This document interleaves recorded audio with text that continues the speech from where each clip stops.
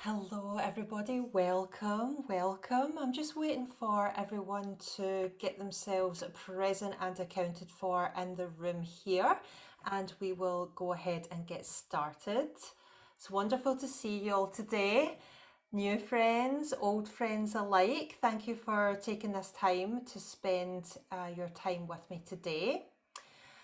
So let's see, how's it going? I think almost everybody's in. There's usually a few latecomers, so we will just hang about until everybody is where they need to be.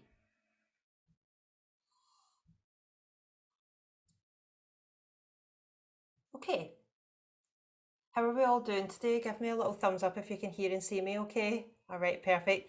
Keep your thumbs up if you're having a good day. Anyone? Yeah, it's good. That's what I like to see. All right, my love. So thank you so much for being with me today for this workshop in which we are going to work on our mediumship, and specifically we're going to look at the power of happy memories and why happy memories of your communicator from spirit are some of the best evidence that you can give in your mediumship sitting. I'm then going to walk you through an exercise that I personally use and I think is really effective for helping to bring this style of evidence into your mediumship more. And then we are going to have some volunteers, that means you, who are going to do some readings with us. So if you would like to stretch your mediumship muscles and work with us today here live on the call, then you're going to have the opportunity to do that. How does that sound? Give me a thumbs up if you're up for that. Yes, good. I love it. Okay, so first of all, just before we begin, a couple of little bits of housekeeping. I am recording this session and I may very well pop it in the group so you have it and so that others that weren't able to make it live can see. So you're here on the sort of understanding that that's okay with you. So thanks in advance for that. Also, if you have a pen and paper, that would be probably useful for this exercise. Well done, Lorna. I can see yours right there. Very good. And Tara as well. Well done, everybody. And the final thing that I want to say is we are like I say, going to be doing some mediumship work with each other today. It's quite a big group today, so I'm not going to send you off into little groups. We're just going to work together in the group because maybe not everybody is available to actually be paired up right now. I know some of you are at work, at home, you have the kids with you, you know, there's different things going on. So I'll ask for volunteers to come if they want to. If they want to come and practice their mediumship today. So here's what I would like you to do first of all, please. In a comment, I would like you to write to me or type to me if you can to tell me where you feel you're at in your mediumship journey. Would you say you're a beginner, an intermediate, or an experienced practitioner? If you're a beginner, I would say you probably have read a couple of books, maybe done a few readings, you're just getting started with this stuff. You will definitely have done fewer than 50 readings, probably. If you are an intermediate, I would say you probably have done more than 50 readings. You're at the point where you can get some accurate information quite consistently. You've either had some teaching or mentoring, or you're looking for that. And you may be at the stage where people are starting to reach out to you to want to get a sitting or a reading with you. And if you're advanced, there's anything above that, okay? So anything above that, let me know. Go ahead and put it in a comment. I can't wait to hear from you all, especially those of you who I've never met before. I'm so happy to see you all here today. Okay, so Marie says absolute beginner, Siobhan says beginner, Debbie beginner with a few incredible connections. Awesome. That beginner's luck. Oh, see that beginner's insight that you get when you're just getting it right and it's there and you don't even know how you're doing it, you're just doing it. That is the carrot that spirit dangles in front of you to get you to do the work. So I'm very happy for you, those of you who are still in that stage at this time. Erin welcomes beginner intermediate, completed just over 50 readings. Excellent. Michelle's intermediate. Margaret beginner, although I used to hear and see spirit in the past. Okay. Hazel says out of practice intermediate. I think you're being a little modest there, Hazel. Tara says beginner intermediate. Okay, love. Esperanza, and she Esperanza. I hope I've said that right. Please correct me if I get anybody's name wrong. Michelle says beginner intermediate. Vanessa says intermediate, evidential, medium, advanced, psychic. Awesome. So Vanessa's comment actually has taken me nicely into what we're going to start talking about today. So we're going to talk a little bit about what sort of separates mediumship from psychic work, and so why this sort of issue or matter of getting really great evidence and evidence that really proves the communicator, why that is so important. And as I mentioned, we're going to talk about that in some detail, and then I'm going to have you do a mediumship exercise with me together. There will be some time at the end of the call today for you to ask your questions as well. So if you have any questions for me about the exercise that we do today or your mediumship, I will unmute you and bring you on the call and we can have a lovely chat about it. So before we get started today, I would like to lead us in prayer. If you're the praying kind, please feel free to join me. If you're not, then that's absolutely fine. Please just take a few moments for yourself at this time. I know everybody's very stressed. Life is very busy. We're all just coming out of COVID times. There's a lot of things going on in the world that are very difficult. So pray with me if you wish, or take this time just to be still with yourself. All right. Divine and gracious Spirit, thank you so much for bringing us together in this workshop today, where we can explore our connection to you, our connection to our divine selves, our higher power, our connection to each other, and of course, our bond with our loved ones in spirit. We ask that everybody in this group today have their confidence in their abilities elevated. We ask that anyone who is experiencing fear or self-doubt about their work with spirit have a light shone upon those dark corners. We ask that anyone who needs a boost and to give or receive some really great evidence have that experience within this workshop today. And we ask that anyone that needs reminded of the good they can do for others with their mediumship be presented with that opportunity. Spirit, we come to this process today with humility, with a sense of wonder, and with a spirit that is willing to do the work in your name, which is love.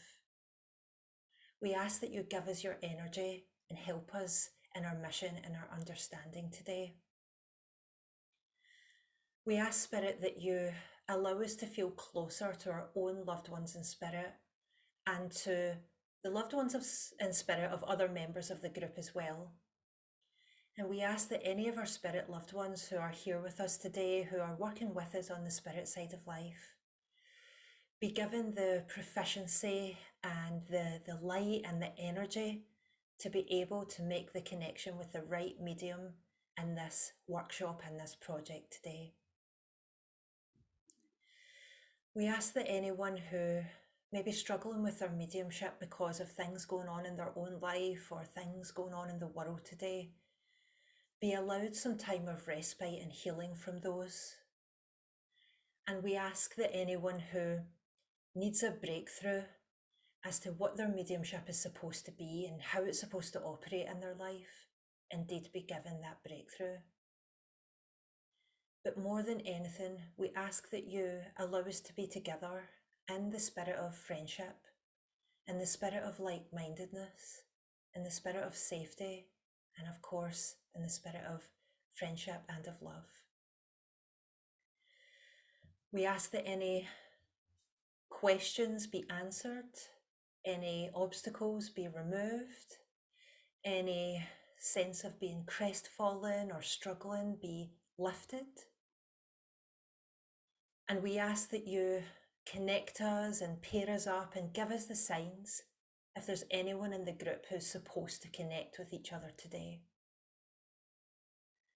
And as always, for heartfelt gratitude for our mediumship, our openness, our connection, our sense of wonder, and all that exists in this life, we ask of this. Amen. All right, so let's begin by talking a little bit about why happy memories are important in mediumship. And one of the key aspects of that is why evidence altogether is important in mediumship. Now, I know many of you here are obviously beginners based on what you've shared with me. many of you will have a lot of experiences with the psychic side of things, ranging from having intuitive connections with your friends or your loved ones and little weird kind of telepathic things that happen, right through to having really odd dreams about things. And some of you may even have begun doing like angel readings and oracle readings and working on the psychic level. And so the psychic level very much is about the life of the person opposite you. So if you're doing a reading for somebody and that reading's on the psychic level, there are only really two souls that are required to be present for that style of reading. There's the medium, or rather the psychic, and there's the sitter or the person who's receiving the message. And a lot of the time when it comes to psychic work, the purpose of the reading isn't strictly about evidence. It's not strictly evidential. A lot of the time people are coming because they want to know about their future, for example, or they want to know what they should do about a particular decision, or they want to know if such and so a person that they've lost contact with is going to be okay, or they want to know if they're going to get that promotion. A lot of the time it's very much about what's going on in their life. And so there can be a sort of dialogue that's focused on helping a person track their way through that. And yes, of course, part of that tracking means it must be correct and it must be accurate, and the person must be able to say, yes, I understand what you're saying. Yes, that is relevant to my life. But this type of reading differs from mediumship, and especially mental mediumship, which we're going to be talking about today, in two significant ways. The first way is that mental mediumship specifically requires a third, at minimum, communicator who's in the spirit world. That is a deceased person, a passed on loved one who knew the sitter, the person that's sitting in front of you. And the reason why that is significant is because when it comes to mediumship, that really is the sum and substance of what the reading is for, is to bring that person in, is to bring that person from the spirit world through, to show that the human spirit transcends death, to show that in some way the human spirit is eternal, and that after our loved ones pass away, and indeed after we pass away, we will remain meaningfully connected to those that are still alive. And so you can see the function of a mediumship message and the function of a psychic reading, shall we say, are really quite different. And the two can belong in the same reading together. Okay, so you can often have a reading which will be quite a bit psychic, and then someone from spirit will come in. That quite often happens to me. Or the opposite, you'll be given a mediumship reading, but what's really going on in the person's heart is they're worried about something in their life. And so we drop down sort of into the psychic level to talk to them about that. So it isn't clear cut when it comes to the reading, but what is clear cut is that the mediumship session is more about proving the existence of human consciousness after bodily death, whereas the psychic reading is more about discussing the person's life here and now, or the past and the future among the living. And so one thing that necessitates is a bar of evidence to show that the person that's communicating from the spirit world is who you say it is. Okay?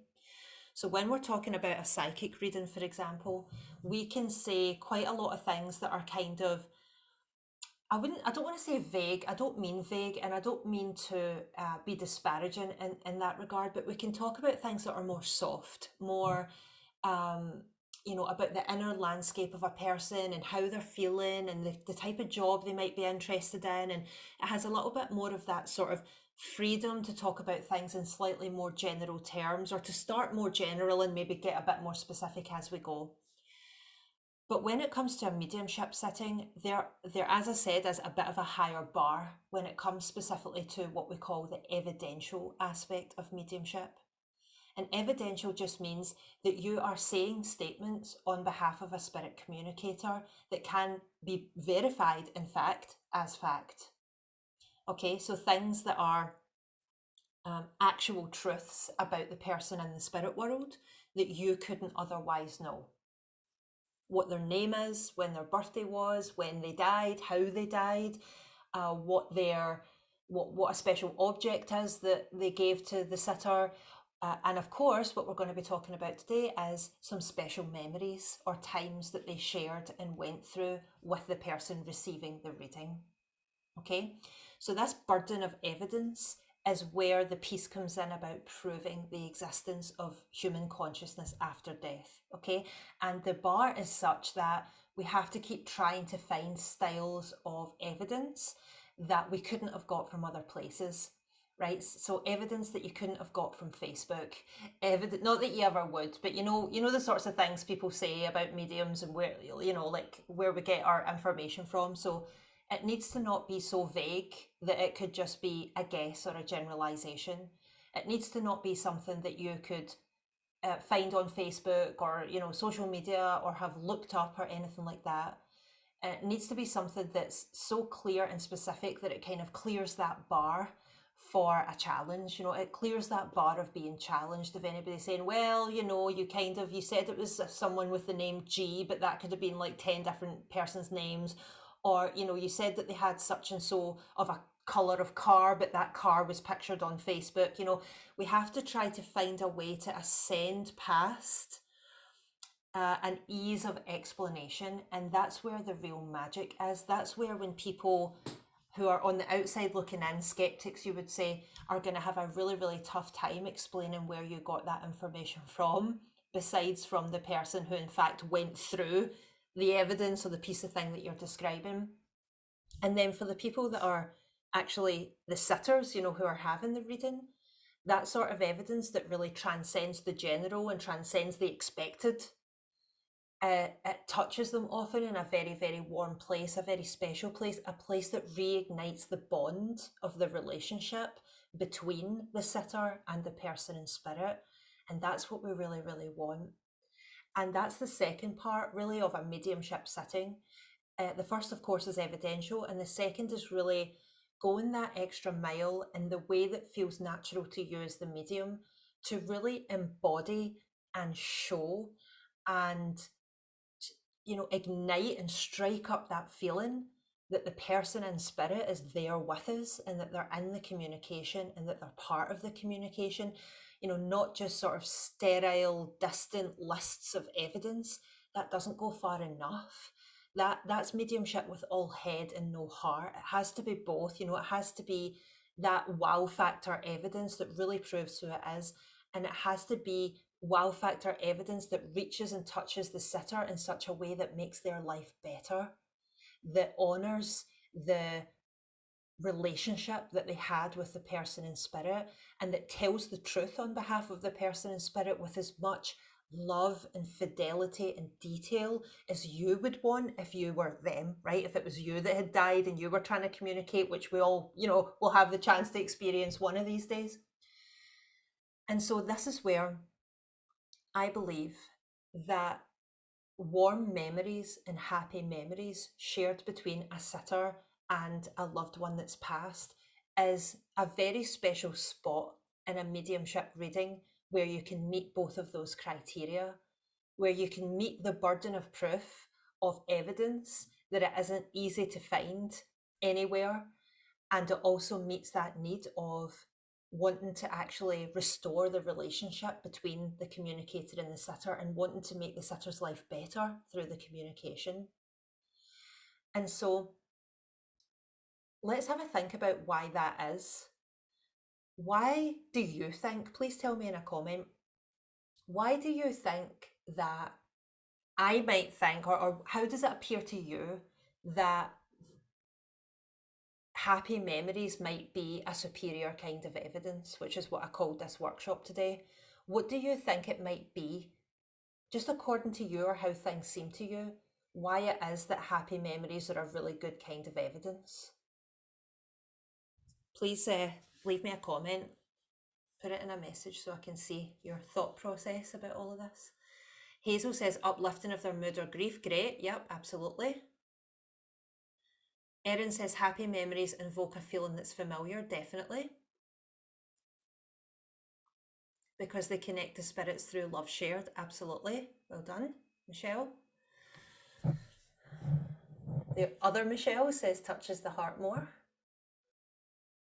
Marie says emotional connection, more heartfelt. Tara says reminder of love and connection, the feeling that they're with us. Yep, absolutely. Siobhan says healing. Yes.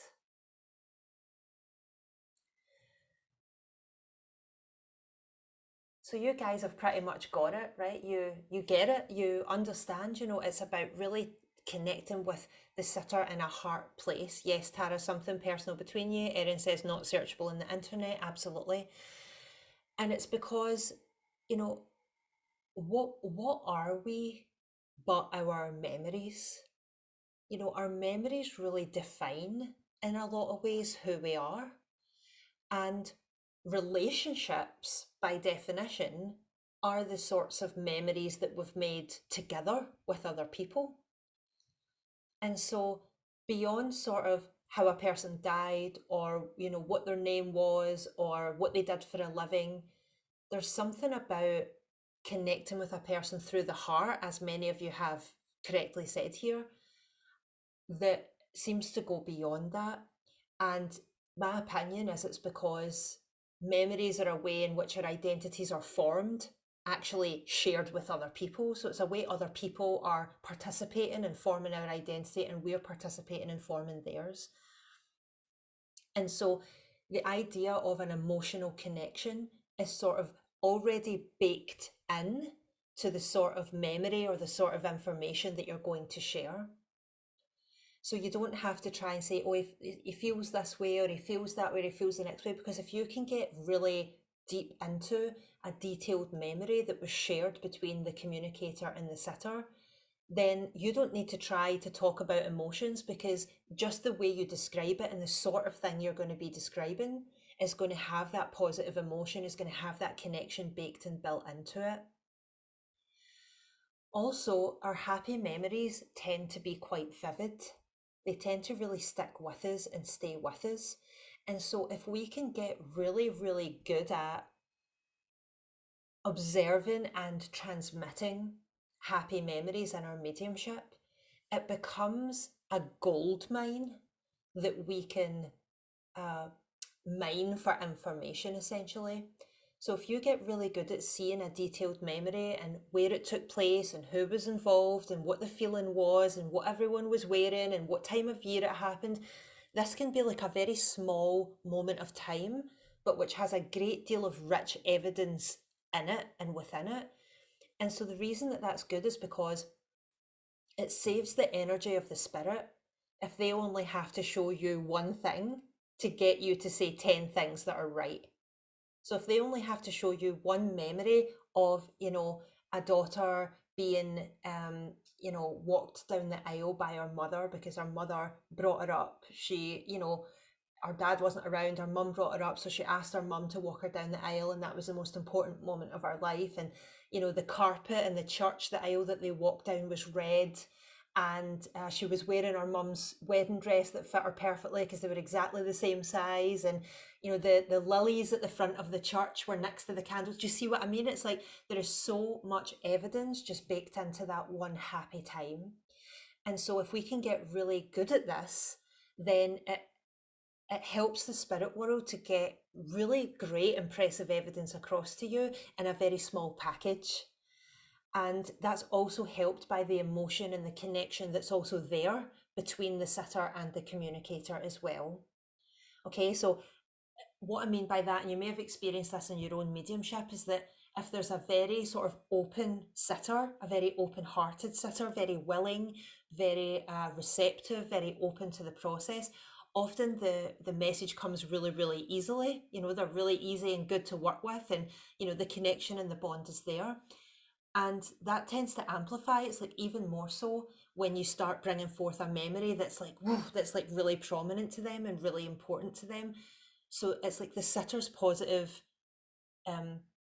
encounter with you and the positive encounter they had when the memory was being made, that seems to contribute somehow like a battery to the energy of the sitting. And so happy memories, because of the emotion involved, because they are full of detailed evidence, because it's a way that the communicator and the sitter can help you with the reading, because so much can happen with so little energy. And because it ultimately is a very healing moment that restores the bonds between the sitter and the communicator, are just some of the reasons that I've found that focusing specifically on a happy memory can be a really, really great way to spend like quite a lot of time in your mediumship sittings. All right. Okay, so we've got a few comments here. Josephina says that helps a lot with grief. I lost my husband 5 years ago and mediums have helped me a lot. That's wonderful. I'm sorry for the loss of your husband, but I'm really glad that you've been able to find some solace with the help of good mediums. Okay, perfect. So we're just going to stop for a second because I just want to take a moment to introduce myself now that everybody's here. So some of you will have met me before, but some of you are meeting me for the first time, and I'm really thankful and glad to be able to meet you and to work with you today. So my name's Lauren Robertson and I'm a lifelong medium. I have been a professional medium since I was 16, so coming up on 20 years this year, and got my first job as a medium straight out of school. It was just a natural thing that happened, a natural ability that I had. My mum is also a medium. And in my career, I've probably done around 20,000 private sittings and public demonstrations all over the world. Some of you on today will have seen me demonstrate live, either in spiritualist churches or in one-to-ones in different places. And I'm really passionate about helping mediums be the best that they can be. I'm passionate about helping new mediums to sort of discover what they're capable of, because I really do believe that we all have a latent capacity for mediumship within us, just like we all have a latent capacity for playing the piano or tap dancing or, cooking Japanese cuisine, if that's what we want to do. We have this natural latent ability within us. And I'm really passionate about helping people go through the journey of seeing for themselves what they're capable of in the context of mediumship. And I'm also really passionate about helping more experienced mediums as well, because I feel that there are great clients out there that need a great medium, and pairing the two up together, where a really, really competent, trustworthy, compassionate medium can do a great job for a sitter that's really in need and is really grateful and appreciative, that is a wonderful thing. And so I'm passionate about helping both new and more experienced mediums accomplish their goals in that respect. And I'm just thrilled to have had the opportunity to work with the people that I have throughout my career. And probably my miracle moment, which I don't know if you've ever had one, leave me a comment and just say yes if you've ever had a miracle moment in a reading that stands out to you as the reading that if you died tomorrow, you would be happy that you really made a difference to somebody's life. Has anybody ever had a reading like that before that they gave someone? Let me know in a comment. Well, mine happened when I did a reading for a lady who won her reading with me in a raffle. She came to me for a sitting and I asked her name and she sat down, and I basically asked her if she wanted a glass of water, and that was the only yes that she said the whole night, because her reading was terrible. She said no to absolutely everything that I said, and it was exhausting and awful. Who's ever had a reading like that before? Let me know in a comment. Where it was just like, I don't know what I'm doing wrong here. You're saying no to absolutely everything. I'm just doing what I always do. I'm sorry. If I said to her, if you had had to pay for this reading, I would have given you your money back. So then this lady who I had never met before, she went away and I didn't think any more of it. And then 3 months later, she called me up and she said, I'd like to come to you for another reading, and also I want to talk to you about something. And obviously I had no idea, I didn't expect to hear from her again because the reading had been a complete disaster. And so she came back to my home and she sat down on the couch, and previously I had recorded her reading for her, even though it was a complete disaster. I just wanted to delete it, but I sent her it anyway. And so she came back to my house and she sat on the sofa and she told me that nothing in her reading had made sense because she was adopted. And I had alleged that her biological father had died, and this is who was giving me all this information about her family and different things. And she didn't know anything about that because she didn't know anything about her biological family. And so she had said no to everything, which was just telling the truth. And she told me that she had been searching for her birth mother for 40 years without any leads, had had zero avenues to follow. Her adopted parents had died. This lady was about 60 who came to see me, so her adopted parents had died. She had nobody in the family that she could ask. She was desperately trying to find this woman, her birth mother. And she told me that something her father had said through me in the reading that she had listened back to had suddenly given her this weird hunch for where to look. And she had followed the hunch, and out of absolutely nowhere, she had found her birth mother in the 3 months between when she came for that horrendous sitting that she said no to and the time when she came back to see me. And she told me that her father was in fact in spirit, her birth mother was still alive, and she was in, I think she was in her 70s or something. She had had her very young, but they were about to spend their first Christmas together. And it was the end of a 40-year search, and she was able to get on with her life, and she was going to move to France and do all of these things that she hadn't done because she was so desperately looking for her mum. And that was the moment where I felt, see, if I die tomorrow, I'll be happy that I had that experience, that I got to participate in that experience, that I really got with my mediumship to participate in a miracle.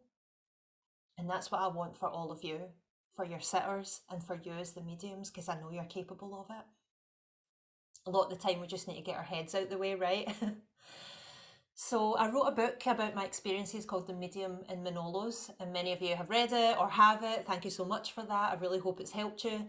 And I write The Art and Science of Mediumship on Substack, which is a publication where I just write about my life as a medium and tips for developing your mediumship and that sort of stuff. I'll put all the links to that in the comments at the end. So I just wanted to say hello and let you know who it is that you're working with today. Okay, so here's what I want you to do. I want you to put everything down, put down all your pens, your papers and everything. I want you to just sit and get really, really comfy. And I want you to take a nice deep breath. Just close your eyes for a second. And I want you to think about a happy time that you shared with one of your loved ones in spirit.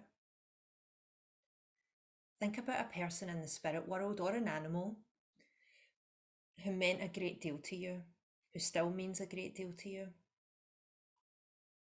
And I want you to just gently and without forcing or trying, just pull to mind, if you can, a really, really happy time that you spent with that person or that animal. I'll give you a moment just to pick something.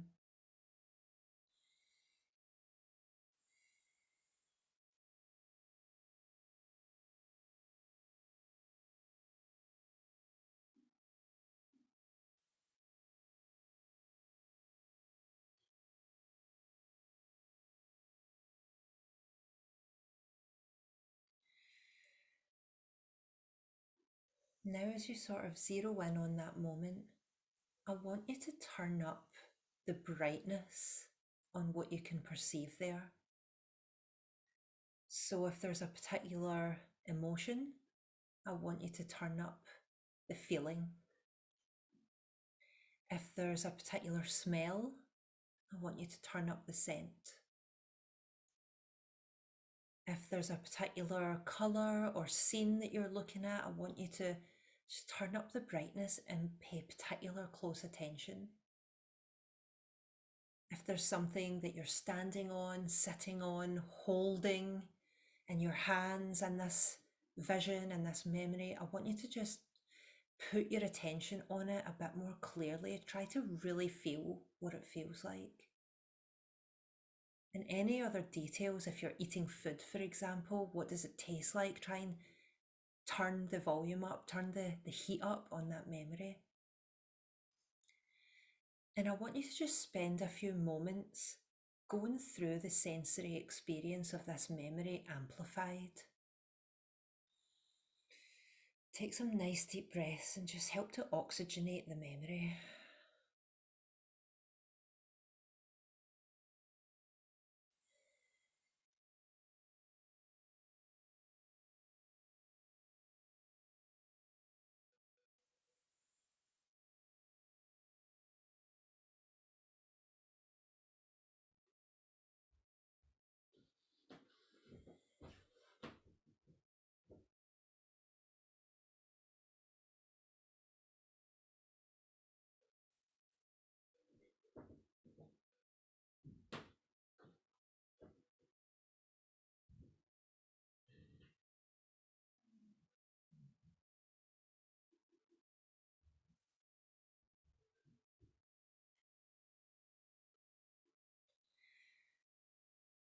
And as the memory gets brighter and brighter, I want you to just turn up the love.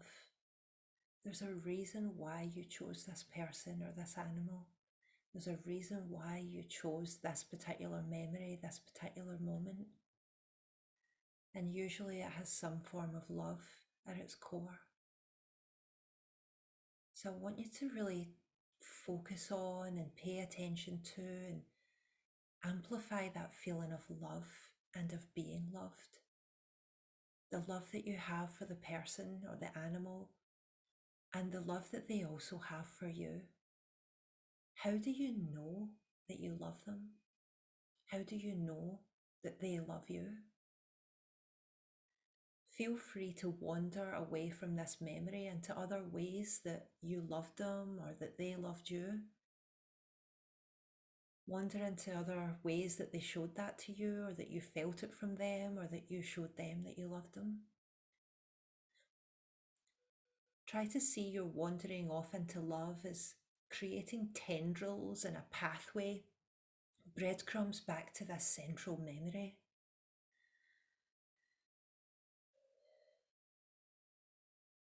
See it all together, this nice, bright, clear, meaningful memory, and all the other ways that love was reflected around you from it, by this person and to this person. Take a moment to just be with this experience.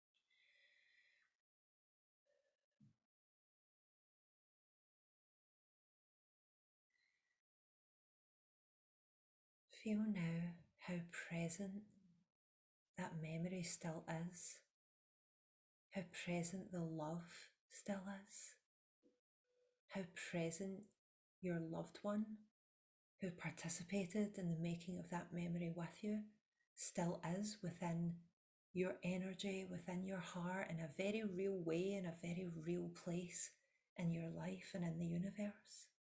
A place that still moves you, a place that still affects you. That is still real.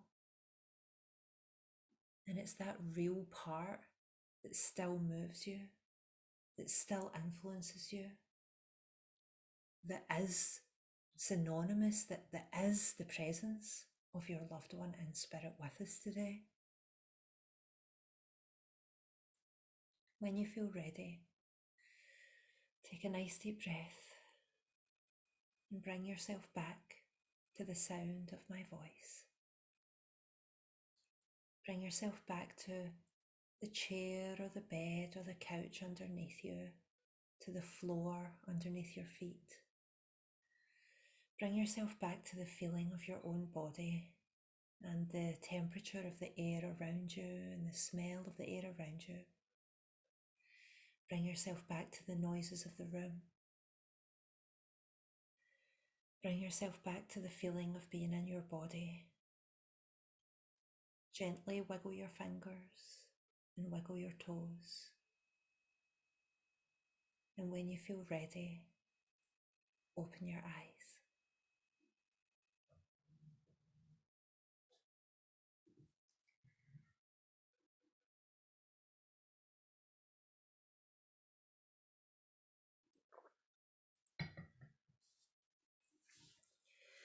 When you're ready, I just want you to spend a moment or two writing about that experience. What was the memory that you went back to? What did you feel, see, hear, taste, and touch? If you have something to write with, or you can write on your phone or something, that's fine. What was the feeling of love? How did you know that they loved you? How did you know that you loved them? What were the signs? Take a few moments to write about that if you can.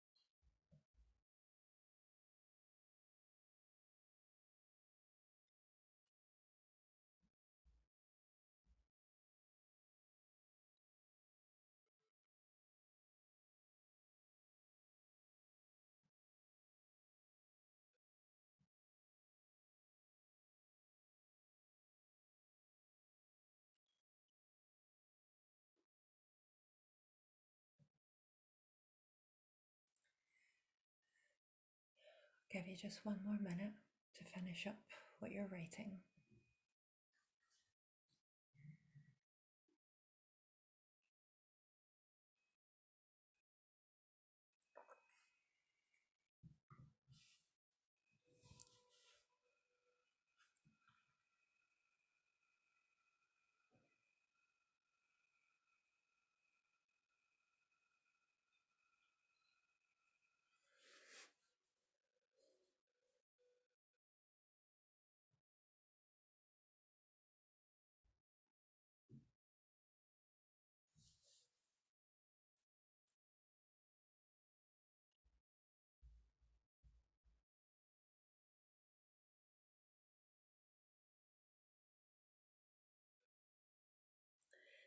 Okay, so what you've written there has two functions.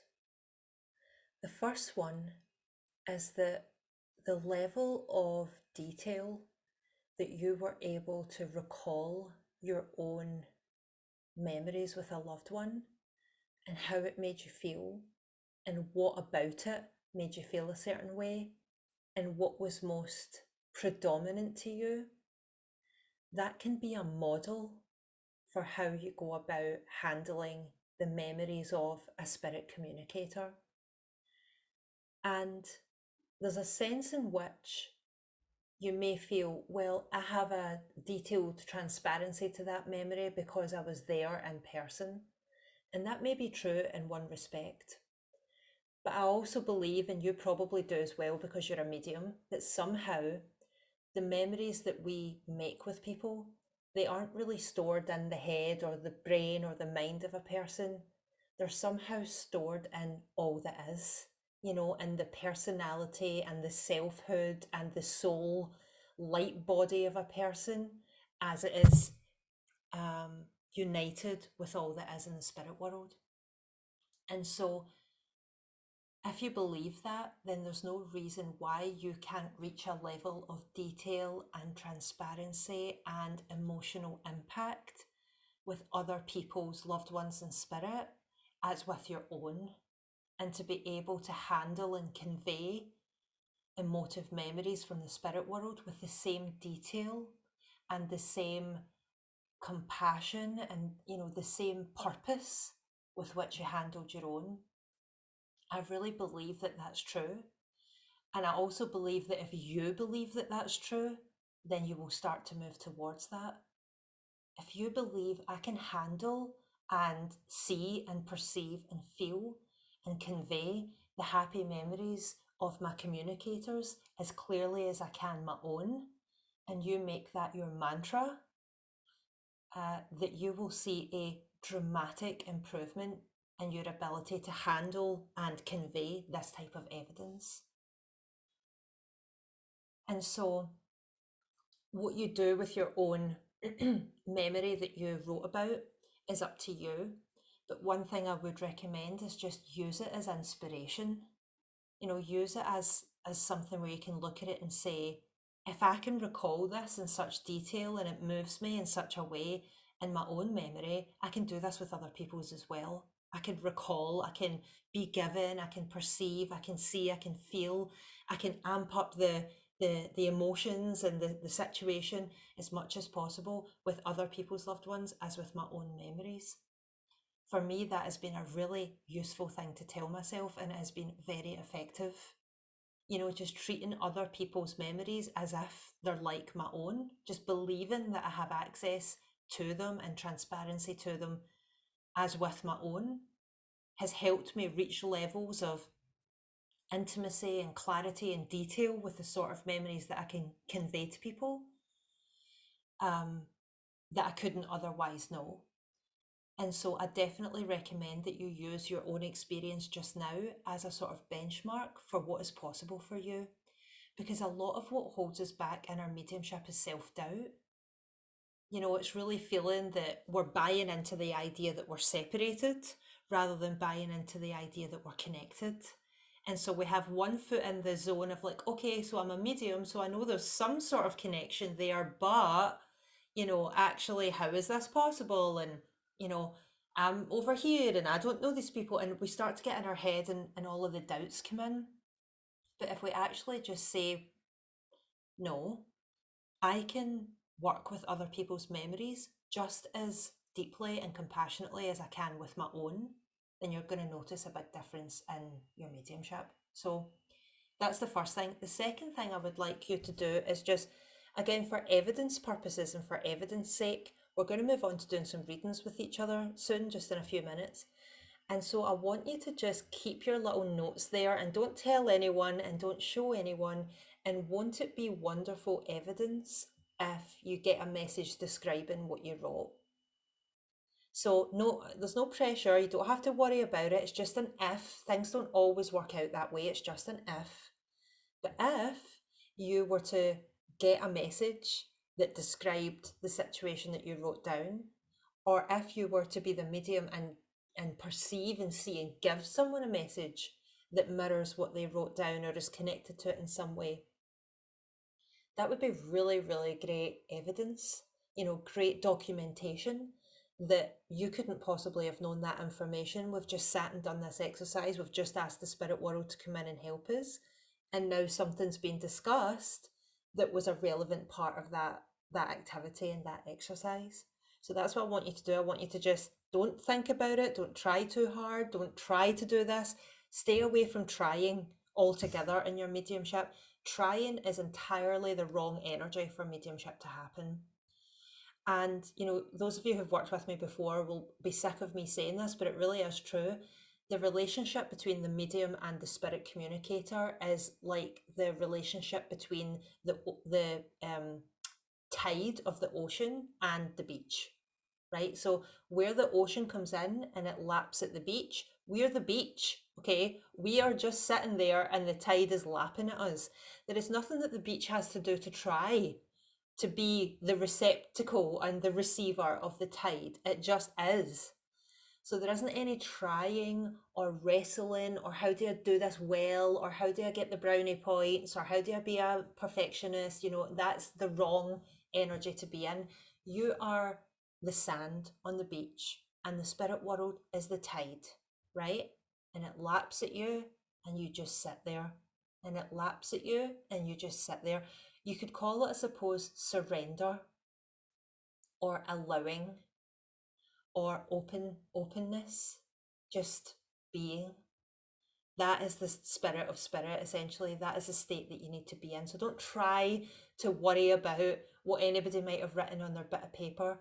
Just you stay open and curious and just you be the shore that the tide is lapping against and just see what comes up. Okay? Okay. So we're going to go ahead and do some readings for each other now. Who has experience working in a group setting before, just even casually with doing a reading for what you might call a gallery reading or a group reading like this? Just put your hand up where I can see you or put your digital hand up by hitting the reactions button. Okay, so some of you do. So basically what we're going to do here is if you would like to have a go at giving a message, I'm going to ask you to unmute your mic and you're going to come on. And the idea in a group setting is that you want to be able to describe the person in spirit with the perfect amount of detail, right? And it takes a while to get good at this, so don't worry too much about it. But what we're looking for is enough information that only one hand goes up, only one person can take it, but not too much information that you're giving basically an entire reading to the whole group and trying to find where it is. And, you know, you're giving more and more information. You want to identify to whom the communicator belongs with enough information and no more. And then once the person's identified themselves, then you direct the reading at them and we essentially are listening and watching and participating. And what is really key here is that as the medium, you give very short statements and or questions and you allow the recipient to respond. It's really important that after every piece of information, you let the recipient respond as to whether you're correct or not. This helps the rest of the audience feel included. It also helps the sitter to understand what you're saying and to follow you and to track you and for you to check their understanding. And it makes sure that if you're talking about disparate things, you know, a couple of different things, that you're not given pieces of information all strung together where some of them might be right and some of them might be wrong. Okay, so it's really important that you get one yes or one no for each piece of information that you give for those reasons. And obviously that means as the recipient that you respond verbally to what the medium is saying, if you can understand the information or not. So another aspect of doing this type of work in a group is there's two approaches, one of which is called going direct and the other one is called throwing it out.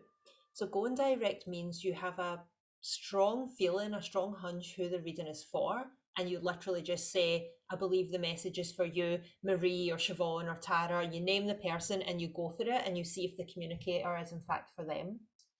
Whereas throwing it open sometimes happens if you're not quite sure who it is that you're with, and you need to describe the person in spirit and have the recipient put their hand up and identify if that is their loved one. Does that make sense, what the difference between those two things are? Good. I'm seeing nods. I like nods. So going direct is where you're like, I feel this message is for you, and you give the message directly. And throwing it open is where you describe the person and we see if there's anyone in the audience that can respond to it. So we're going to go ahead and do that now. There's quite a few people that have their video off. Now would be a good time if you want to participate, either as a medium or getting your potentially getting a reading to pop your video on. If you're not able to do that, that's okay. And if you're not able to actually talk and receive a reading right now, then you need to let us know, all right, just in case the message is for you. Lorna, do you have a question?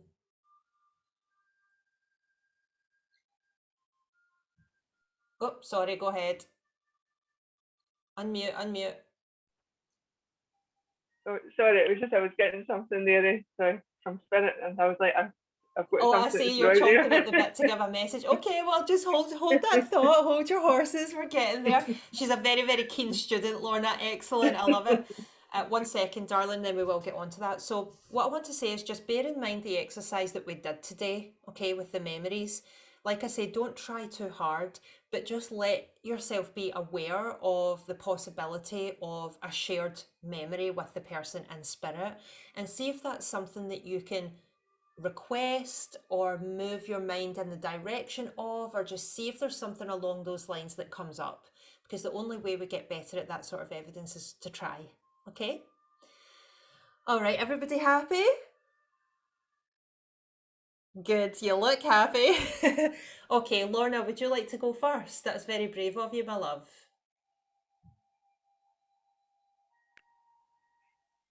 Right, I'm just going to put it out there. I was getting like a memory, and it felt like a graduation ceremony or a passing out parade for like military.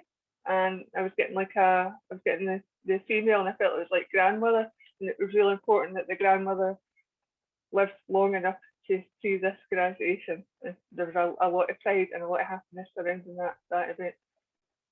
So I don't know if that makes sense to anybody, but I'm just getting that the massive feeling of pride, and it was like really, really important that she hung on to make it to that graduation or passing out today. Okay, good. Tara, you had your hand up there. I can definitely take the graduation. She was there, but I can't take the bit about her being there for, hanging on for it. It was before. She was ill at the time, though. Right, okay. Yeah, I just felt that for her, it was really, really important that she attended that graduation. Obviously, a grandmother, very, very, very family orientated, but I feel it meant a hell of a lot to the person who was graduating or passing out in the passing out parade. And I feel that's probably like one of the last pretty happier memories of her, sort of being of sound mind and being okay in that present moment. Yeah, it was a very happy memory. Right, okay. That's what I meant. Is blue very significant? Was there blue worn on the day? Because I'm getting drawn to yourself as well, so I keep getting the colour blue. I can't. I'm getting the song "You Are My Sunshine," so I feel that this lady would have sang that song. Yeah. Yes, yeah, that is a family song. Yeah, and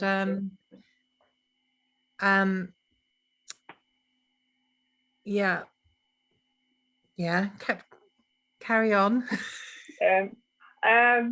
She's given me like diamonds and pearls. So I felt that she would have liked the jewellery, but it was subtle jewellery. It wasn't anything that was like in your face.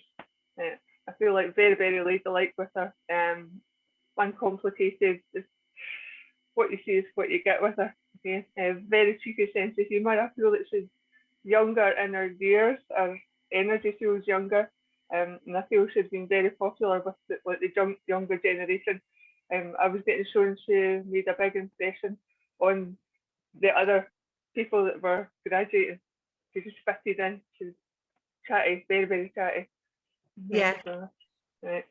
Yeah, she's very, very young for her age, very beautiful and naturally beautiful. And everyone loved her, being around her. She cared about everyone, Yeah. even strangers. I was getting like sore cheekbones because I feel she was smiling all the time. Because I've up here, my jaws are so. Oh, Yeah. thank you. Our energy just came rushing in. I was like, I can't let this go. So, no, thank you for letting me share. Thank you. Yeah. Thank you, Lorna. Thank you very much, Tara. Well done. Okay, good. So who else would like to speak? Who else feels they have somebody with them or would like to give a message or even try? This is the time to have courage. This is the time to be bold. This is the time not to be the best medium, but only to try to be the bravest. Lynn.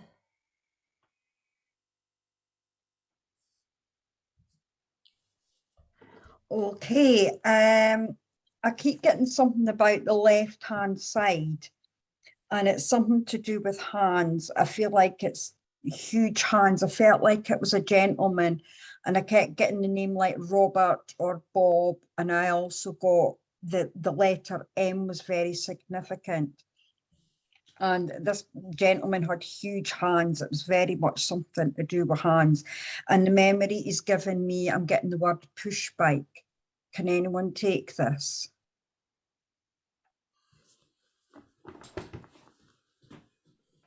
No, okay. Just give it a minute, Lynn. Just give it a second. Okay. Does anybody have a man in spirit who's Robert? Thank you. You do. Okay. Do you I'm getting the just word. give me 1 second, Lynn, just to double check. Do you understand that connection, Lorna? Do you understand with them having like big hands or that being significant? I know certain aspects to it because my grandfather passed away before I was born. But Robert is a name that's went all through the family. People named after him, and I think he was quite a big man. So, and I remember my mom saying he's like a physical worker. So, Lynn, but does this feel like a fit to you? Yeah, it does. Yeah, I Okay, did I'll feel let like you take it from here then. okay. I feel like the push bike. I feel like he's the healing hands. I felt like he was pushing me. I feel like he's pushing you. I feel like he's probably pushing you like a push bike. I'm trying to find out what the memory is. He's not giving me much for memory. I just feel like there was a lot of not balanced, right? You know, like when you're learning on a push bike and somebody's holding you and you just feel like you're unbalanced. But I just feel like there's something to do with the left hand side, as if like maybe when you were learning, no, that's me putting my interpretation. I felt like when you were on a bike, you fell off to the left hand side. right, that totally makes sense, right? Firstly, you're talking about the bike and pushing me and the healing in the hands. Right, I feel as if I'm getting pushed by spirit to do more with my Reiki as well. Okay, so that makes sense, right? It was a memory for me. I never seen it through him. He would have seen this memory for me, right?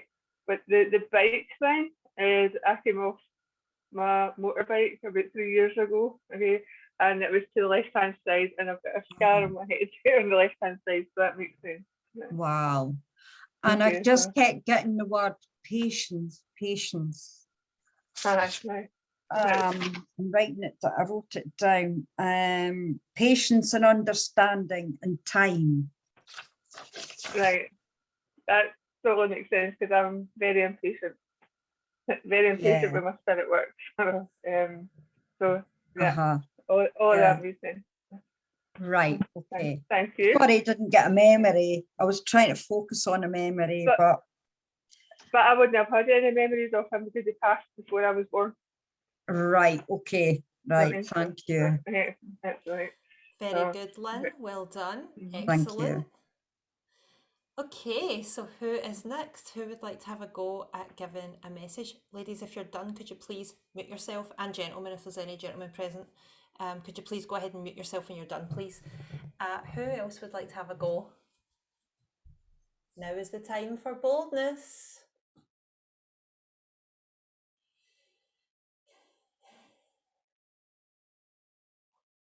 I know you're all feeling something. I can see you. I can see the spirit within and around you.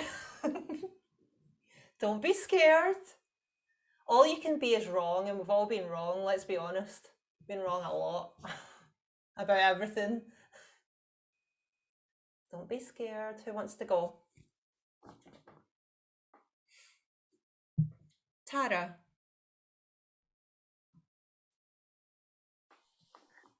I'll just go because okay, I just drew somebody when you were talking earlier, and I just got Darren, the name Darren through.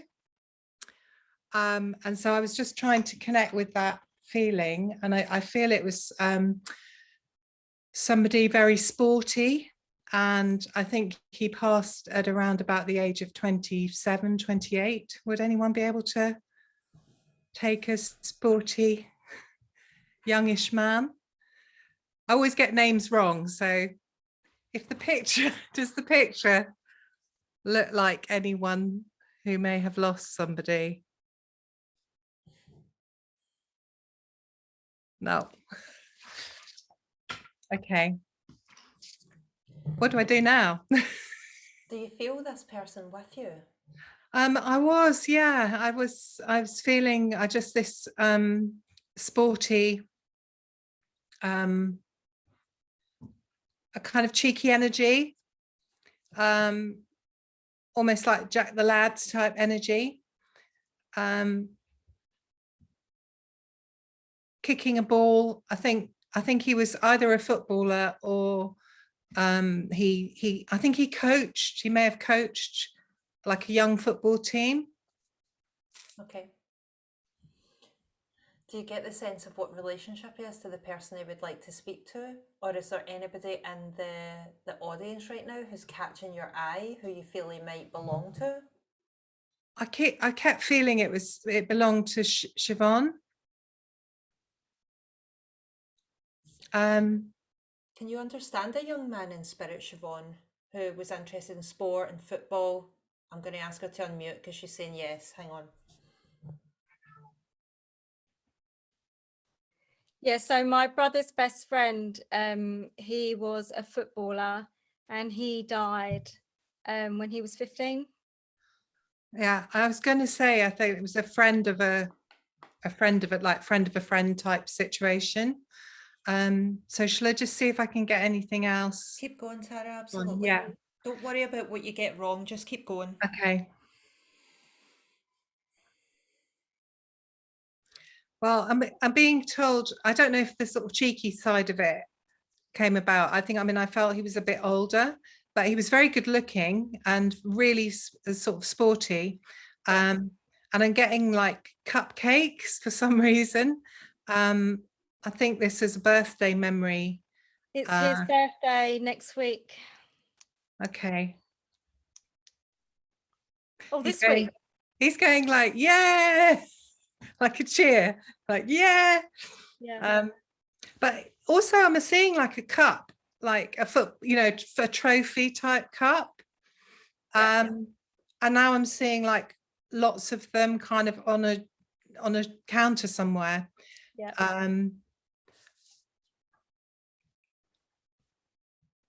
I get the sense, or he's telling me that they're being looked after, they're sort of shined and buffed up. Yeah. So it's not like, oh, he's glad he hasn't been put away in a box, and that the things that he achieved is still matters to. I feel like it's an older woman, maybe his grandmother or something, or his mother, it could be, but that looks after these cups. Yeah. But somebody's cleaning them. It's his mum. Okay. Thank you.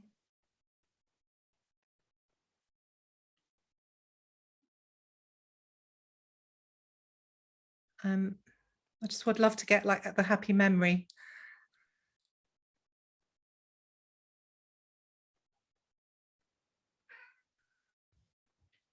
Did he have I know you say he's only 15, but he really wanted to get a car? Oh yeah. That was like his, you know, maybe it was on his 16th birthday or something. He was going to get a car. He was like, he wanted to have a car. He did. And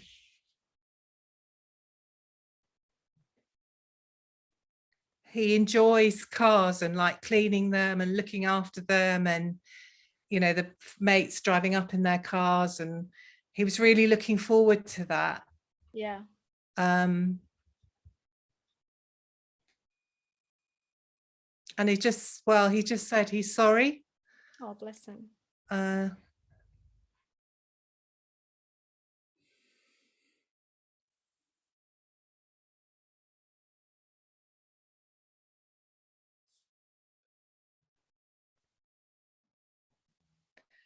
I feel like if I carry on, I'm going to go into quite more deeper stuff. So maybe I should stop there. But Okay, Tara.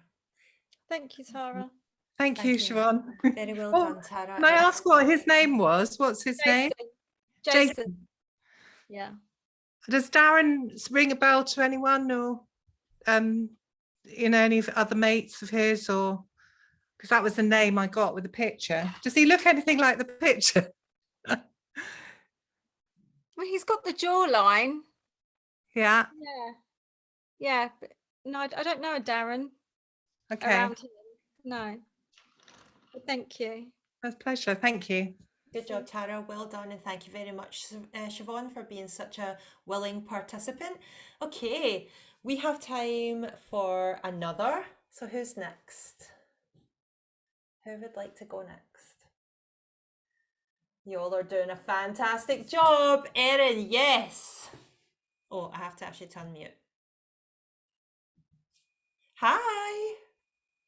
Hi there. I am having a little bit of connectivity issues, so I say that. So if you can't hear me or if I freeze up, please let me know. Okay. I did have a happy memory kind of came through of a gentleman, and I couldn't quite tell if it was his granddaughter or his daughter, but like she was standing on his toes and they were dancing like she was a little girl and she was dancing. And I have to say too, as I was like looking around, I felt like Margaret, it was maybe I felt your name kind of jumped out at me as I was thinking of this happy memory. And so I do feel the presence of a gentleman, an older gentleman, and he seems playful. He kind of came in dancing a little bit and then showed this child this dancing memory like you would see like at a wedding or something of, you know, the adult dancing with the kids and she's standing on his feet. So I guess I'd like to ask Margaret if any of this information, if you're willing, if any of this information resonates with you. Margaret, you have your video off, so if you're available to unmute, can you please write a comment for me so I can request you to unmute if you're there? Oh yeah. And you can talk.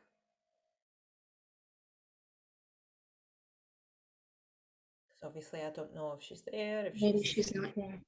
Okay, yeah, maybe she's not here. I'll ask her to unmute anyway and we'll see if she does. Okay. Hi, can you hear me? Hi, Margaret. Yes. Hi, oh, great stuff. Sorry, I'm battling with tech issues here. Isn't that life these days? Lovely to meet you. Yeah, I'm delighted to be here, and I've learned a lot now.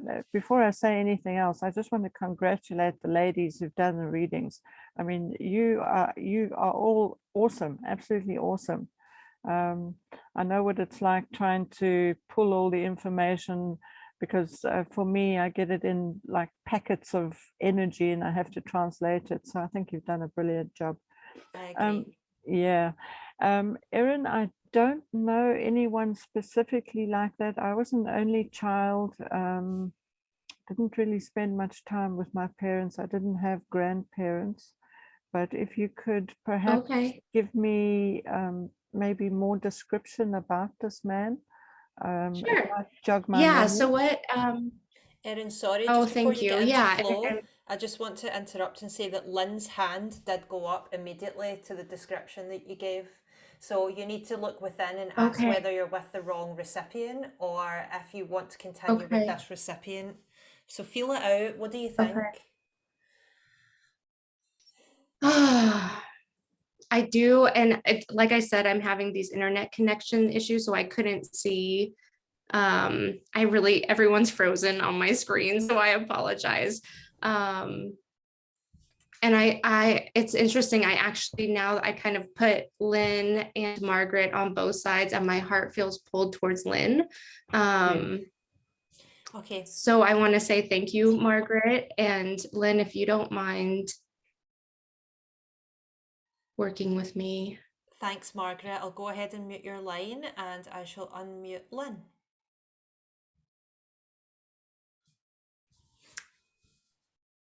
Okay. Hi, Lynn. Thank Hello. you. So do you have a happy memory, or is that this image of Yes. a girl dancing on the toes of No, it was a father or definitely my grandfather? memory. Yeah, it Okay. was. And it was the same person that I'd written my memory of today as well. So Oh, that's very helpful. close. Okay, well, let me tell you a little bit more about what I can see from him. As I mentioned, he feels like a playful spirit, like even though he was older and lived a long life, he still had that childlike quality within him. Okay. Does that make sense for your person? He died at 50. He didn't live quite old, but he yeah, he looked very old towards the end, yeah. Well, I do see salt and pepper hair. Yes, he definitely had Right. that. Yeah, it was receding, yes, as well. And I can understand the I playful just- nature. Yeah. Okay, the playful nature. I know clothes don't matter too much, but I'm wearing a vest right now, and I actually see Yeah. him wearing a sweater vest. Yes, yes, definitely. with like wooden, kind of those wooden buttons, those big wooden buttons. Let's see here. Yeah, He just yeah, feels yeah. really delightful, like just such a sweet person, and such love towards the little girl in the image. That was me, yeah. And just, okay, yeah, and just like just huge sense of pride and love and playfulness, like just being fun Yeah. and wanting to play with you, I guess, as a little Yes. girl. And then actually he's saying something about your son. Do you have a son? No, but he does have my brothers in spirit, which is his son. Okay, so it just was something about sending the son, something about a son. So I don't want to extrapolate or put extra things in there, but Okay. I feel something about a son and just love towards a son as well. Okay, I guess with that, I'll leave you with his love. So Yeah, that's a thank you. very poignant memory. Thank you. Very good, Erin. Well done. And thank you, Lynn, for being such a willing recipient. All right, mediums. Well, you all did an absolutely great job. Let's have some silent clapping for everybody and for yourselves, of course, for participating and being here. I want you to go ahead and write in a comment, what did you learn? What was your number one takeaway? Or what did you learn? Or what was the top thing you're going to go and implement or work on? Or what was your aha moment for today? Go ahead and write in a comment.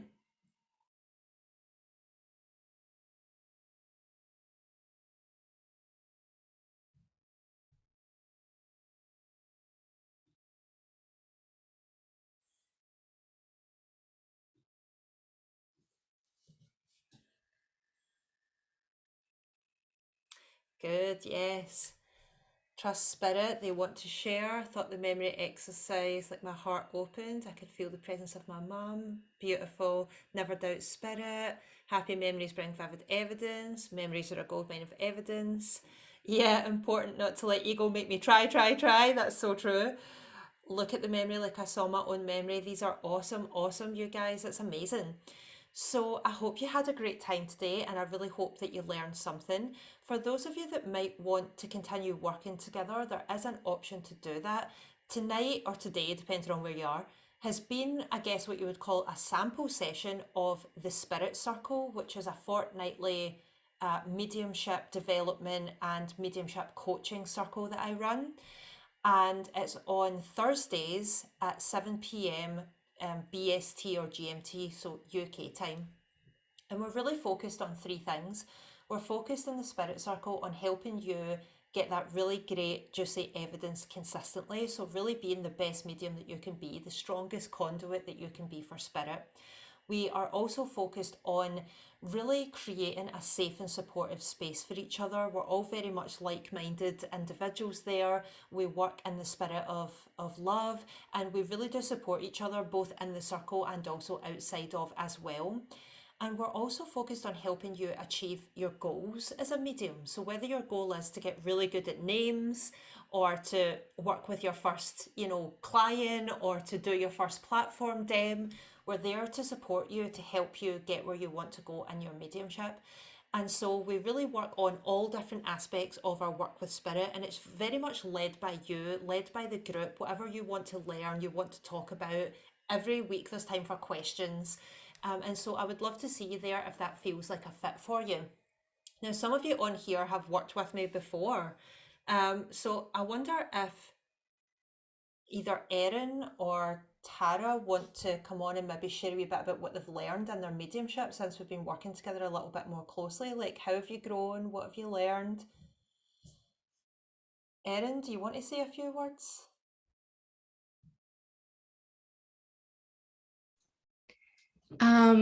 Gosh, I think the exercises that you've given us in the past have been really helpful, and I have a fear of getting things wrong. And one of the exercises you had us play was the goal was to get things wrong and to say super as outrageous a thing as you could, like pink clowns, or and then we would be shocked that actually pink clowns resonated with the sitter that we were with, our colleague that we were working with. So I think, Lauren, just the space that you create, that it's okay to make mistakes, and that actually it's all a part of the learning process, and it's just a really safe place. And everyone in our group, at least before, who was brand new, who had never done a reading at all, like they had success. They were able to bring forward ideas or images and different things that provided evidence for the sitter. So it's just a great practice opportunity, and I'm thankful. Oh, Thankful I'm to you. so happy to have worked with you and to have you as a part of the group. What did you come to our relationship wanting? Like, what did you want to accomplish in your mediumship? What was your goal? Oh, you've put yourself on mute. Hang on, let me see if I can unmute you here.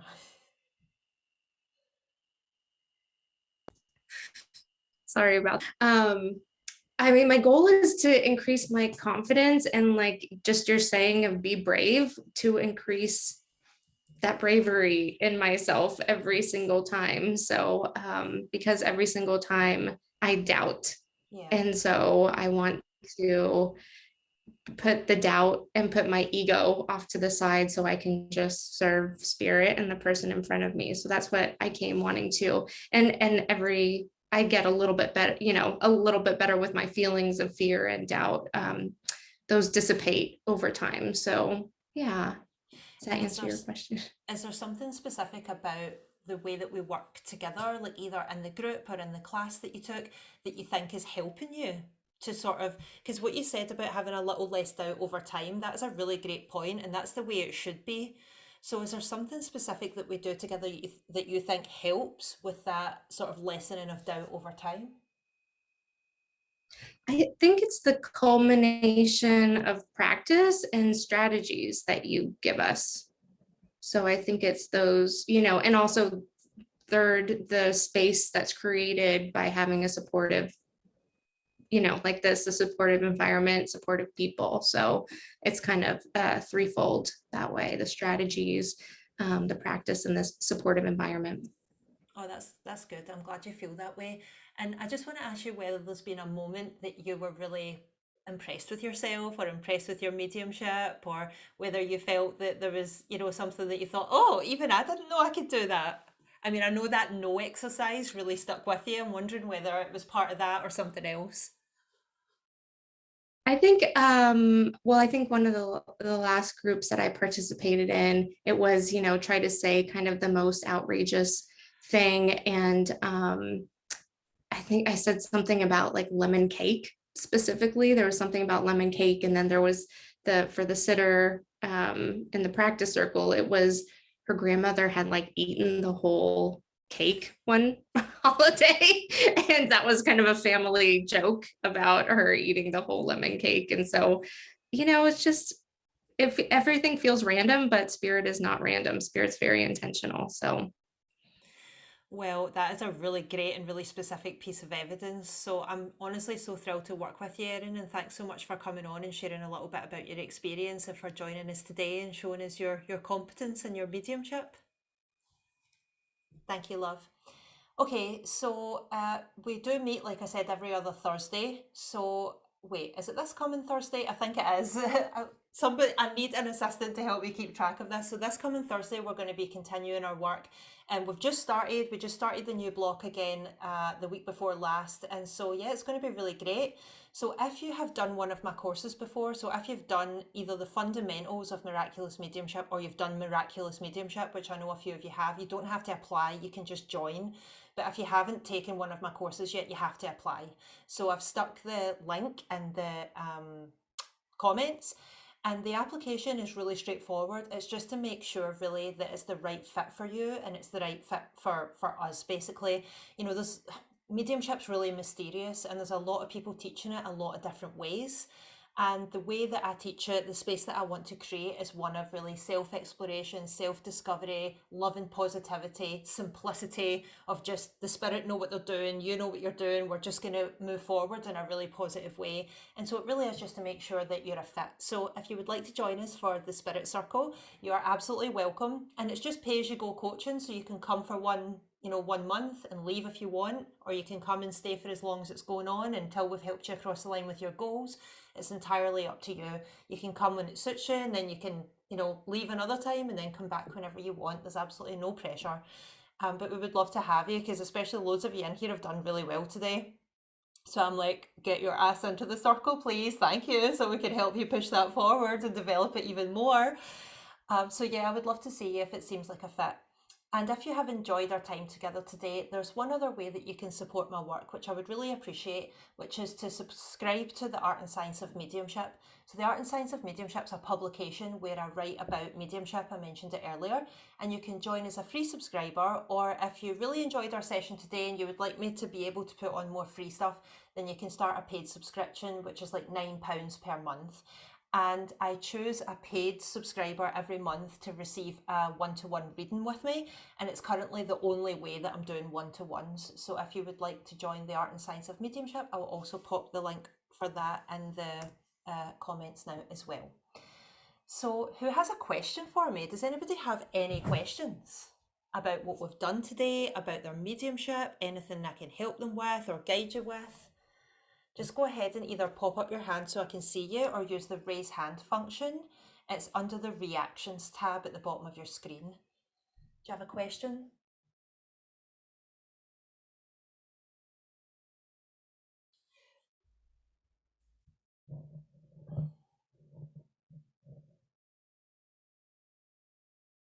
Yes. Oh, Debbie and then Tara. Yes, Debbie, let me go ahead and unmute you.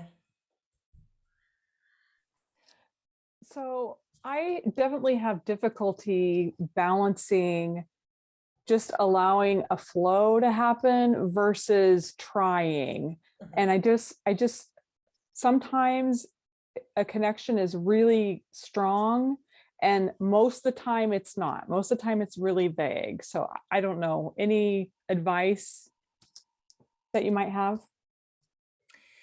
How many practice readings are you doing a week? I vary. Some weeks I do 5 practice readings a week. Other weeks I do 0. So sometimes I really do a lot of practices and other times I kind of pull away from it. Okay, well, that's very honest. So, first of all, thanks for your honesty. So, you have to decide what the role of your mediumship is in your life, because just like anything else you want to improve at, it takes a certain level of devotion and dedication.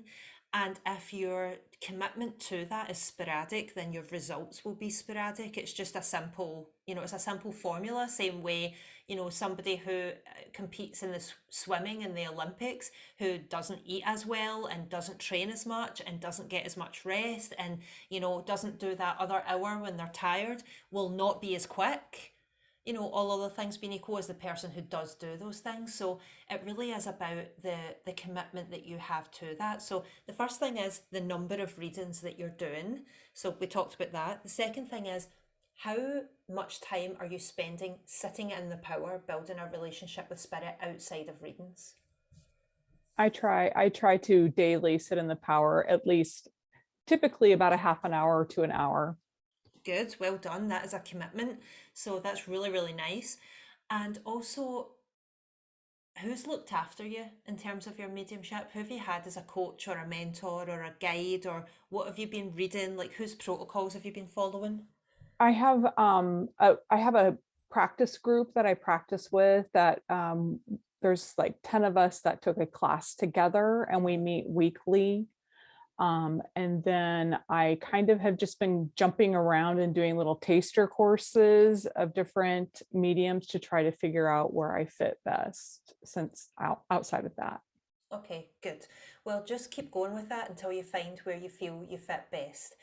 But mediumship very much is about using your own gifts and your own abilities. So you said that sometimes your readings go really well and other times not so much.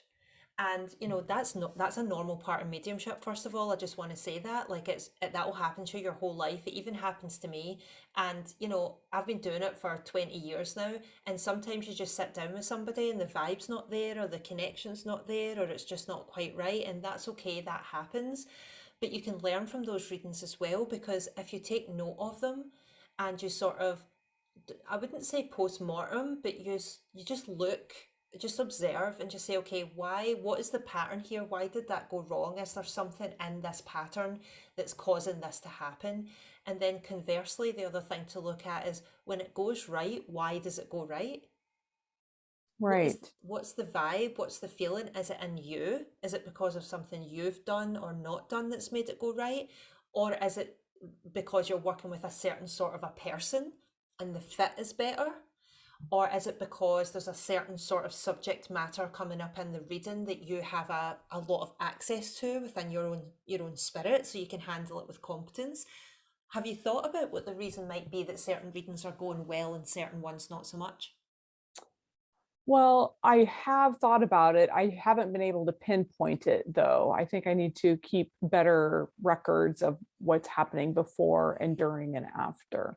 The strongest connection that I had was in a group setting where we were sitting in the power, and then I connected with a young man, and then the person who felt the connection was for her, I then offered to do a one-on-one with her later, and that worked out really, really well. But that's very rare for me. Okay. Well, like you said, just keep looking, because you have quite an analytical mind, I can tell. You're very much a thinker. Are you academic? Mm-hmm. Yeah. Yes. So that is both a curse and a blessing. Because if you try to think that way when you're in the moment of the reading, it will actually sabotage you. If there's that little voice trying to analyze everything that's going on while you're doing it. But outside of the reading, you can leverage that and, keep, as you say, records about, why did that go so well? Did it feel like it was in me? Did it feel like it was in the group? Did it feel like it was in that person? It was just the things were aligned. Because if you conclude, well, it's just when things are aligned it goes well, then then you can't really take responsibility for that. You just have to keep showing up for the ones that are aligned, and the more you show up, the more the aligned ones will come. Okay. And so sometimes you can't do anything about it except just keep going. But then other times you might say, oh, actually, now that I think about it, you know, I had a fight with my partner and so I was really distracted, or, you know, things are not going well at work, or, you know, I hadn't sat in the power for a week, or, you know, I've been really worried about toothache or whatever the thing may be. And so you might start to be able to find certain things in your own life or your own experience that take you away from the power, literally make you feel disempowered. And then sometimes it might also just be you just need more practice. How many sittings have you done in total? I haven't kept track, to be honest. I've Hundreds? probably done less than 50, less than 30 maybe. Oh, well then, As I in mean, as it's, in one-on-ones. I've done yeah, lots of group stuff, but not one-on-ones, maybe right. 50. So you're in this lovely phase where the beginner's luck is well and truly over. And now the Mm-hmm. spirit world is like, are you going to hustle ass for this? Are you going to Right. move and learn and grow? And so the ball is in your court in that regard, but this is a very normal part of the process. Because see, growth in your mediumship, you want it to be like this, but it never is. It's like this, and then you have like a bit of a crisis. And like the Mm-hmm. more experienced ones are all nodding. I don't know if you can see them. And then you go up a bit, and then you have a wee crisis again, and then you go up, and then it's another little crisis. So where you're at is just Yes. totally normal. Okay. So is there room for me in your spirit circle? I feel like I don't want to bring inconsistency to your group, if that makes sense. Don't you will not bring inconsistency to the group. Of course there is space for you. And that's why Okay. it's you come, you stay as long as you want, and you go, because maybe you feel it's a fit, maybe you don't, maybe you love it and you come on really well, and maybe you don't, and there's absolutely no bad feeling about that whatsoever. But yes, of course there is a place for you in the group. There's all levels of ability. The spiritually curious who are like, I don't know if I believe this yet, they're in there trying to give readings. You know, people who are really experienced, who are like professional or semi-professional, who are wanting to, you know, how do I create opportunities, how do I get up on platform, that sort of thing, they're in there too. So we all learn from each other as equals. Okay. Okay. Thank you so much for your time. I appreciate it, Lauren. Of course, you're very welcome. Thanks for being here today. Tara.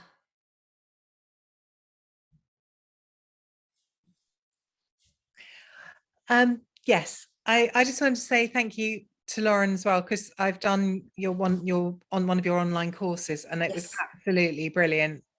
I learned so much, and just the way that you talk about it is like the best I've ever experienced in terms of circles that I've been in and things like that. It's more than just spiritual development, because it's a life development thing as well that you work with. And today was really good for me. Thank you, Siobhan. And I know that when the recipient is responsive in that way, that energy feels like it was like building energy. So that was really helpful for me. My question is that at the moment I'm closing my eyes, whenever I close my eyes, I'm and sort of drifting, like if I was in the garden or something, I'm seeing people coming to me, and characters, you know, I mean, I can it's like holographs, but they're like in the shadows, but they kind of come in and then they go out. But as they come in, I just feel the essence of them, and then they go. I'm just wondering who they are. You know, are they just spirits kind of around me, or are they spirits of people I know, or like my neighbors, or why are they coming to me at this point, and what part of my development is this, and how can I utilize it? How do you interpret what that means? What does it mean to you? Why are they coming to you like that? Who are they? You tell me what you think. I think it is just, since I've done your course, I've been thinking much more about doing more of this again. I mean, I've had periods in my life where I've done more of it, and then I've stepped away from it just because of life circumstances, and then I've come back. And so I've been thinking a lot more about wanting to incorporate this into my journey and my work in some way. So I think maybe they're there just to say, you know, like, we're here, and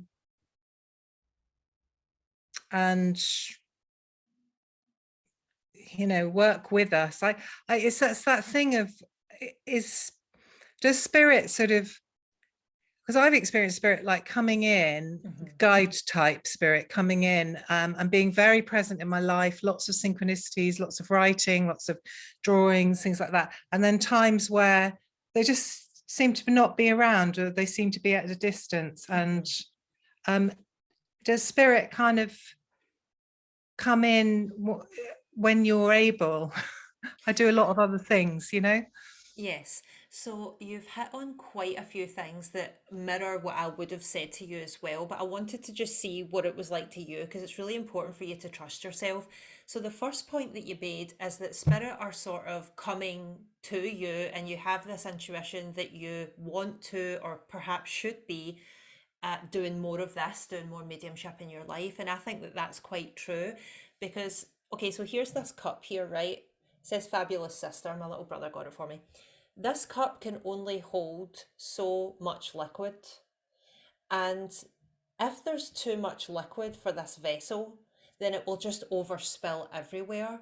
And so when we're having experiences like seeing random spirit people or seeing faces when we close our eyes at night, or, you know, having experiences where we feel spirit is a little intrusive within us, like within our daily life, it can be that the vessel we've created in our life for doing our spirit work is too small. So you're not giving enough of yourself to that part of yourself. And so it's literally overspilling just into other areas of your life. I always recommend if people are having experiences like that, that they set up better containers, more deliberate containers for actually doing their mediumship, and all of that overspill tends to go away. Let me say it another way. I sometimes struggle really badly with anxiety, you know, with feeling really anxious about things. But lately I've learned that it's actually an overspill of energy if I don't get to the gym enough. See, if I'm not out doing enough exercise or not, you know, riding horses or doing my boxing club or whatever it is that I do, I literally start to feel this anxious energy build up inside of me and build up in my life. And, you know, I've gone through periods where it's been like that with my mediumship as well. You know, when I was writing my book and doing my degree, I wasn't able to get out and do as much mediumship, and it was definitely popping up in my life in other ways. So I think your intuition that this needs a more delineated container and a deliberate container in your life is right on. Okay, thank you.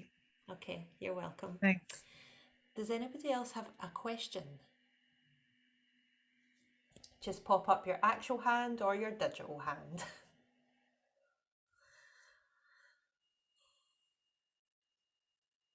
Yes, Lorna.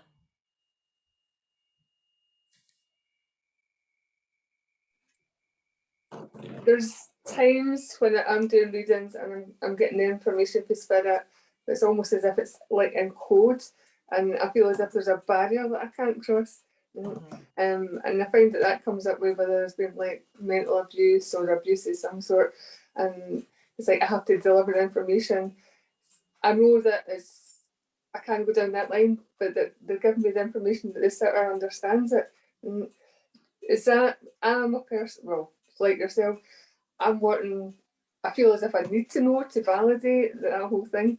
But I have started to say to the sitter, like, I don't understand exactly all the information they'll give me, but as long as you can understand that, and they seem to accept that, is that the right way to go about it? Well, first of all, I want to commend you for your compassion and erring on the side of being sensitive with the sitter. And part of that might be the mechanism that you have within yourself to sort of protect from information that you're not sure would do harm, you know, whether it would do harm. And so that is to be commended that you're working with that level of sensitivity. I sometimes get that too, believe it or not, the same thing with particular types of deaths. Or particularly traumatic circumstances, and I'm just honest with the sitter. I say, look, I'm having this experience that I usually have when somebody's died in a particularly traumatic way, and I'm getting that feeling now. And what it usually means to me is that a lot of things were hidden and a lot of things were kept from family and a lot of things were not known. Does that make sense to you? So I literally give them my experience as a piece of the evidence, if that makes sense. So I tell them it that way, and then sometimes what happens is if they respond like, oh yeah, I do understand that, you know, and you can feel that the willingness is there, that you Yeah. want to hear more. Sometimes it starts to open up, and it's like gently, softly, little bits start to open up. And so just go with it. But just like radical transparency, I've always found to be a really good approach in sittings. You know, if I'm getting an experience like this person, you know, for example, this person took their own life, and Yeah. they're standing, the way that I feel it is they stand really far away. I'm like, why are you Yes. standing so far Yeah, I away? get that. Please, will you Yes. come closer to me? You're fine. It's like there's a shame and there's a distance and there's an isolation, and it's, you know, it's hard sometimes to talk about it because they don't feel like warm and joyous and rapturous and present like that. It's like more of a faraway thing. But now I've just taken to making it a part of the reading. I'll say to the sitter, you know, I've got a young lady, or usually it's a young person or a young man with me, you know, who I feel would have taken their own life. And the reason I feel that is because they're standing really far away. I'm having difficulty connecting with them because of that. Does that make sense? Yeah. And I'll just explain what I'm getting literally.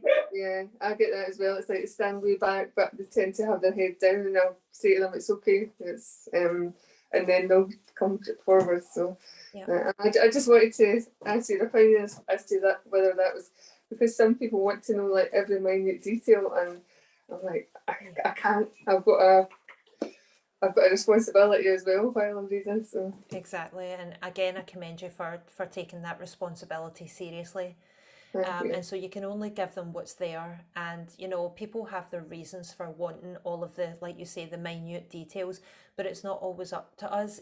You know, those details are not always there for a start, and you know, even if they were, we have a duty of care towards the spirit person and towards the sitter and towards other people involved in the situation as well. So it seems like your kind of like ethical compass on this matter is right on. Thank you. I just want to... Okay, and also lovely to see you again. I know you too. Been a while. I know. All right, my darlings. So I've had the best time working with you. Oh, Margaret. Yes, Margaret has a question.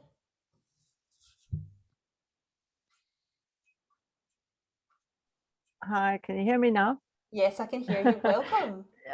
Okay. Lauren, I've got a question for you. I'm very drawn to mediumship. I've had experiences of communicating with a whole range of beings, but most of it just happened. Now I'd really love to be a medium, but how do I know if that's a good fit for me? You just have to start and try. It sounds like you have the calling, or you wouldn't have the desire. And I always believe that the desires we have in our heart have an equal counterpart in the world by which they can come to be. And so if you have the desire in your heart to explore this capability in this part of yourself, then just begin, just start, get yourself a few reputable books, look up some, maybe some videos on YouTube, see if there's a mentor or a course that you like the look of, get yourself in a group with other mediums who see the world as you do, that you share a value system in common with. And within that group, you should be given the opportunity to do practice sittings in a safe and guided and compassionate context. Just see how you get on, because good mediumship is defined by, as I mentioned earlier, the quality of the evidence and the healing impact on the sitter and the communicator. So if you try this and you're getting good evidence, you're getting true things coming through that people can take, then you have the ability to do it. It's as simple as that. And if you don't, then maybe it's not for you, but that's okay as well. Okay, thank you. Some good advice there. Are you South African, Margaret? I am, yes. My fiance is South African. Oh, good for you. He's from, I know, very good for me. I love South Africans. he's from Joburg, but his family live in Cape Town now, but he lives here with me in Scotland. I stole him. Okay, yeah, I was born in Johannesburg, and the last 5 years was living just west of Cape Town, or east of Cape Town, down the garden route. Yeah, oh, it's so beautiful there. It's gorgeous. It is. We emigrated to Ireland a year and a half ago. Okay. Yeah. How's that working out for you? Not well. Oh, I'm sorry. I know it must be terrible to leave South Africa. It's so beautiful. Oh, this rain as well. Oh, God. Oh, no. It's the cold that gets me. Yes, I can imagine. My fiance gets super depressed, so much so that we have to go back to South Africa at Christmas just to get him some vitamin D. It's like, hello. No.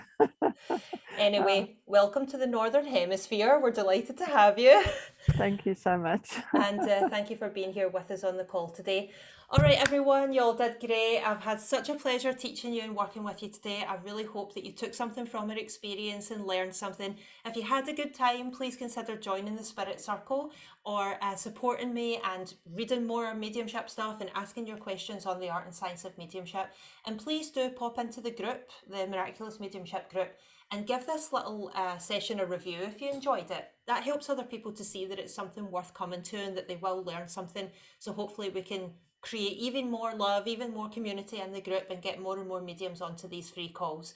All right, my darlings, love you so much. I hope you enjoy the rest of your day. Mwah, whatever you're doing, see you soon. Bye. You did awesome. Bye.